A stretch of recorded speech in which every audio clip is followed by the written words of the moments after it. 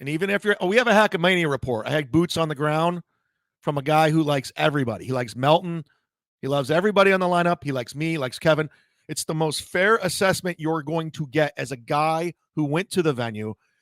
He's been an informant for a long time. He always updates. He gave me a lot of information.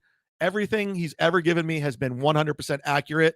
So I'm going to read the report from Hackamania from a guy who is just an observer and a fan of all of ours, calling it like he sees it. So it says, Chad, I'm just getting back from Hackamania, and I'm going to give you a complete rundown of what I witnessed on an unbiased attendee. First and foremost, a lot of the pictures you may have seen in reports you probably already heard are likely from me. I did filter out info throughout different venues throughout the weekend.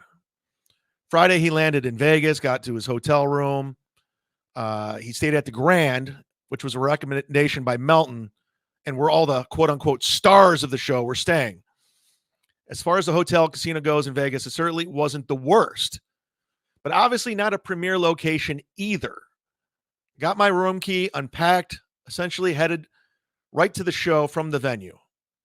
Upon getting into my Uber, the driver legitimately asked me if I was sure that was the part of town I was headed to on the way. He said it was a rough area and most visitors don't go there.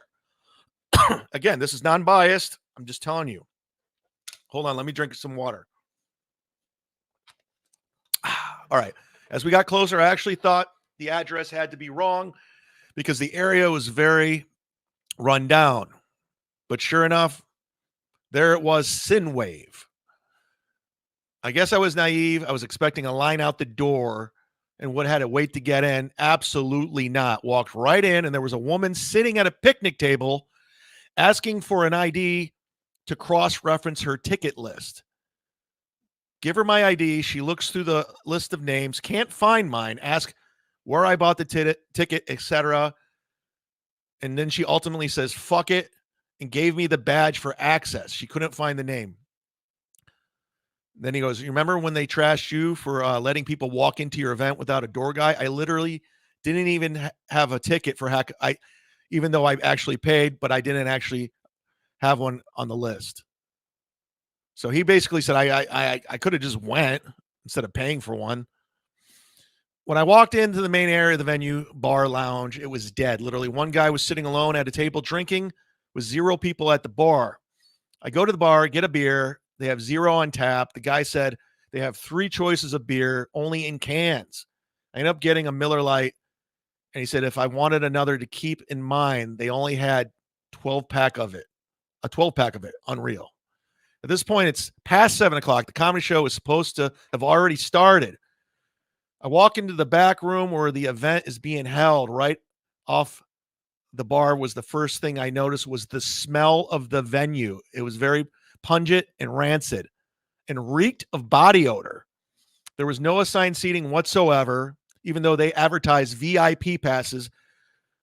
I was able to sit wherever the fuck I wanted, and plenty of seats were open. So I said previously, the comedy show was already supposed to be taking place, but it wasn't. Some terrible podcast was still on. I have no clue who they were.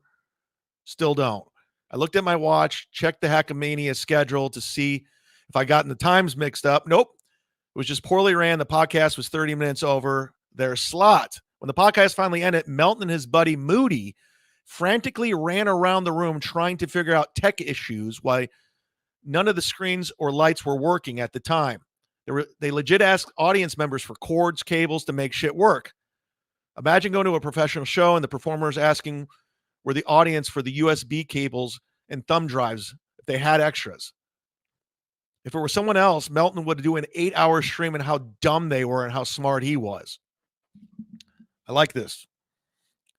So while this is going on, I go back to the bar, get another beer. They're already out of Miller Lite. And another beer was only one option. If I had a ballpark how many people were there at this point, I'd be comfortable saying 60 to 80 people. But it was also clear about 30 of those people were either part of Hackamania or they were with somebody else. The stand-up show starts. Absolutely terrible.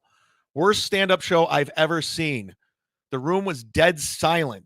The laughter is coming from 3 to 5 people who were clearly pity laughing and forcing it.